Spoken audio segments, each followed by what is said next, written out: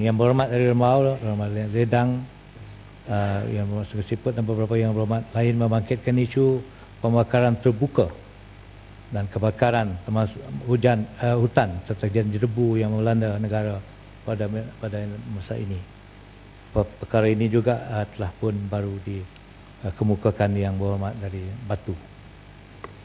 Untuk makluman ahli-ahli yang berhormat, kejadian jerebu yang berlaku di negara kita adalah terdiri daripada dua punca.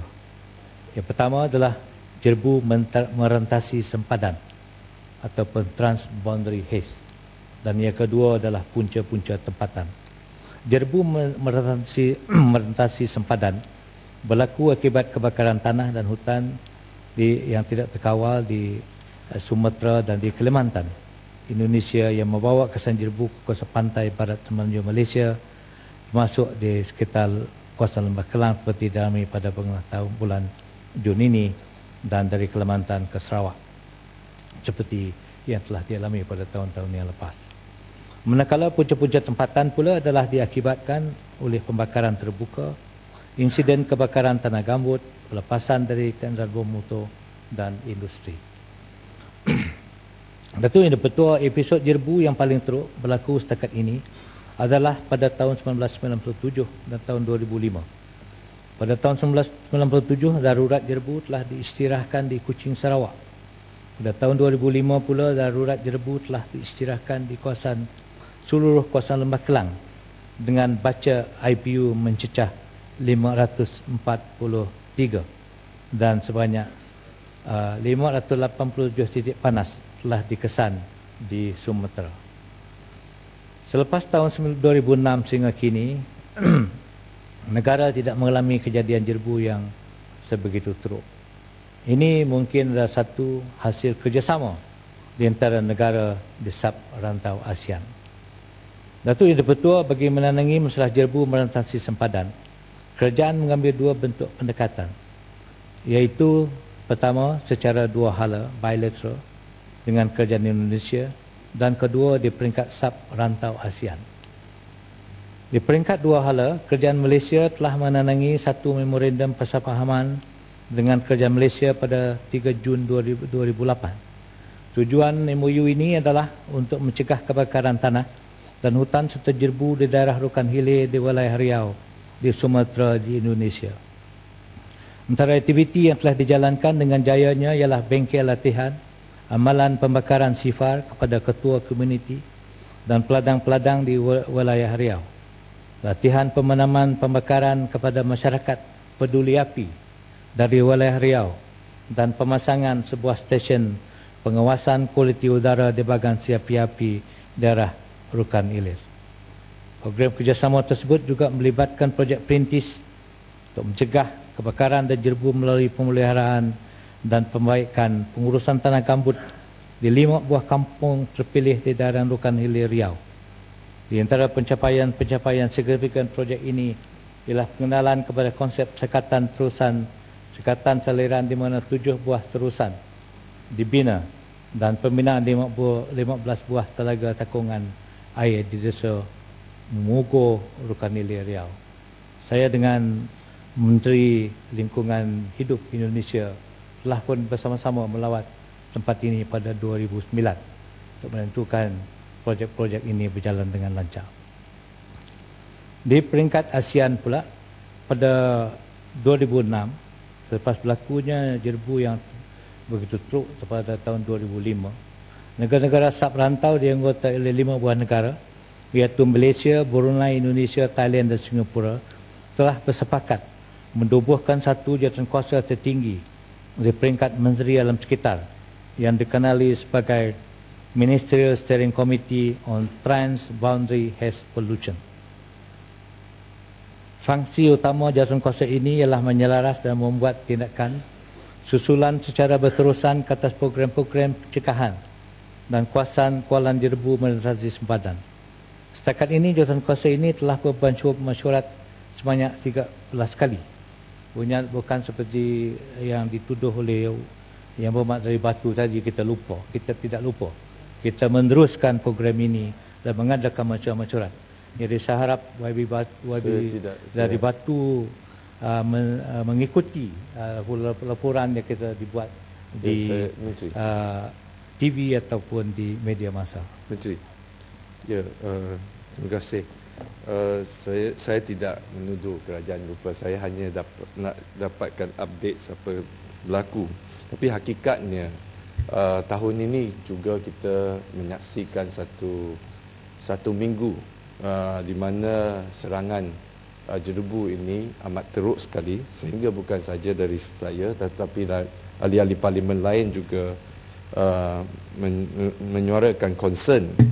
Tapi hakikatnya juga sama, ya, dalam sungguh pun Menteri tadi sebut ada kerjasama yang baik. Saya ingin tahu apa tindakan yang diambil terhadap syarikat-syarikat atau orang yang menyalahkan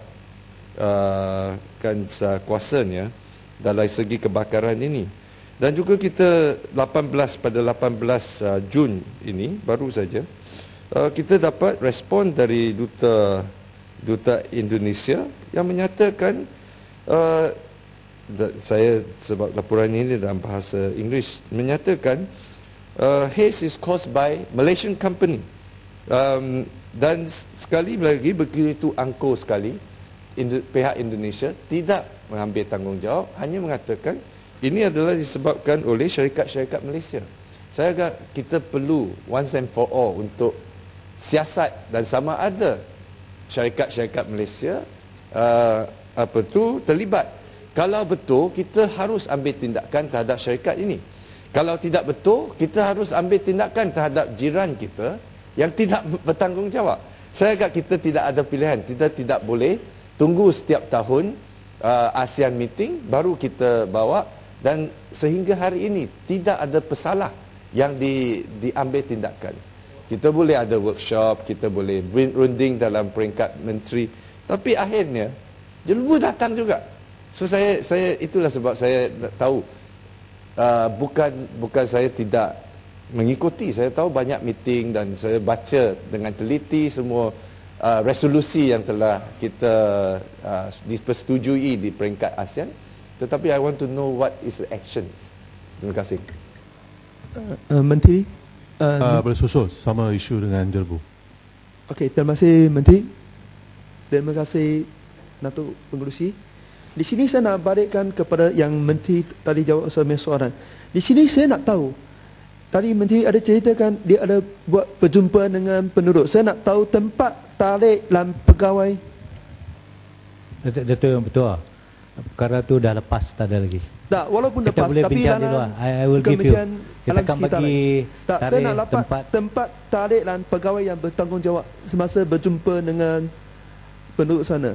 Saya nak tahu sebab Menteri tak tahu kasih senaraikan bila tempat dan tarik bila jumpa penduduk sana.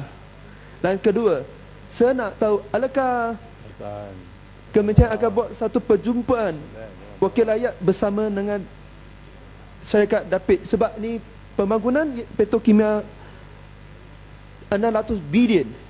Dan saya harapkan buat satu perjumpaan seperti Danas.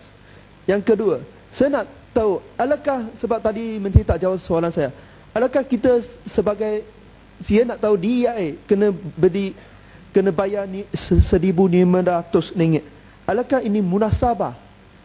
Sebab jika kita nak baca isi kalungan DIA, adakah ini munasabah? Kena bayar duit RM1,500. Minta penjelasan dari Menteri. Datuk yang betul. 2 minit. Imam Menteri, jerebu, isu jerebu. Datuk yang betul. Perkara yang ditimbulkan yang Pakri telah pun berlepas. Kalau bagaimanapun saya akan bagi senarai kepada Yang Berhormat nantilah yang diperlukan. Ya,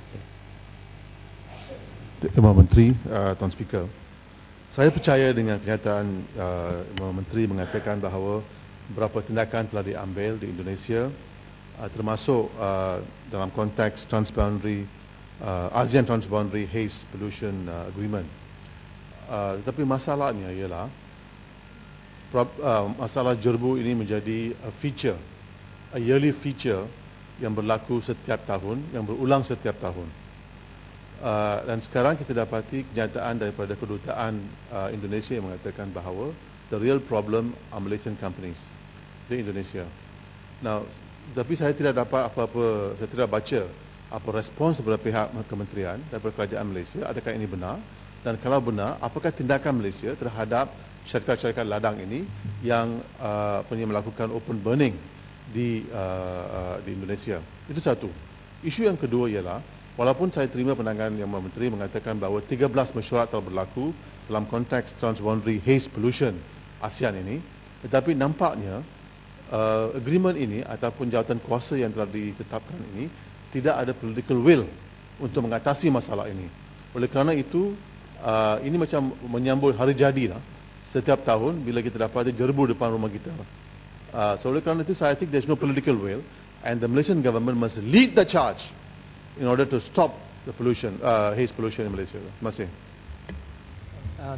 Perdana Menteri, sebenarnya semasa perbahasan di peringkat jawatan kuasa, saya juga telah bangkitkan perkara mengenai syarikat-syarikat peladangan kelapa sawit di Sumatera yang juga terlibat dalam kes membakar secara terbuka. Jadi saya juga namakan syarikat tersebut sebagai Saim Dabi. Saya minta Menteri memberi jawapan yang lebih spesifik. Terima kasih.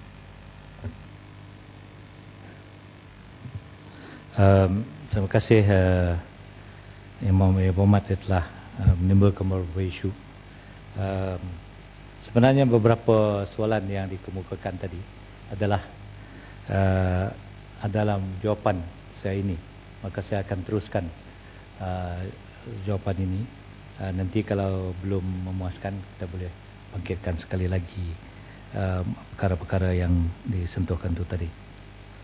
Cuma saya nak jawab mengenai political will. Yang berhormat haruslah sedar bahawa ini adalah satu multilateralism, kaedah multilateralism di antara beberapa negara, dan ada cara diplomatiknya terus diatur, dibuat. Tetapi walau bagaimanapun, itulah sebab tadi saya memberitahu Dewan ini mengenai sejarah jerbu yang telah berlaku di negara kita. Bagaimana sebelum ditubuh satu jawatan kuasa ini, kita telah mengalami keadaan jerbu yang begitu teruk dengan API mencecah 500. Pemuluman kita semua yang baru-baru ini, API kita tertinggi hanya 160 lebih.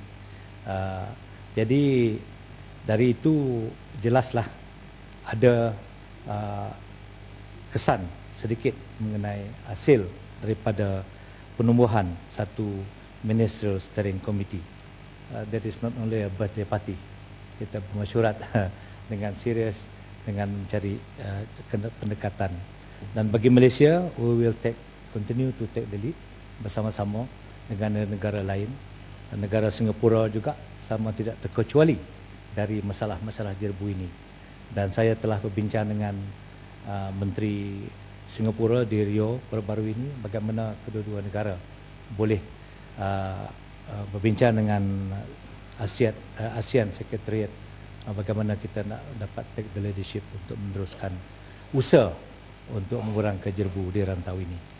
Tapi kita juga jangan lupa, seperti saya sebut tadi, antara sebab-sebab jerbu ada juga sebab-sebab di dalam negeri juga. Jadi saya harap semua kita memahami semua ini. Itu yang betul semasa mesyuarat MSC ke-13 di Brunei 8 Mei 2012. Syarikat ladang di Indonesia. Ini ada dalam jawapan saya nanti. So saya akan menjawab apabila sampai ke isu itu.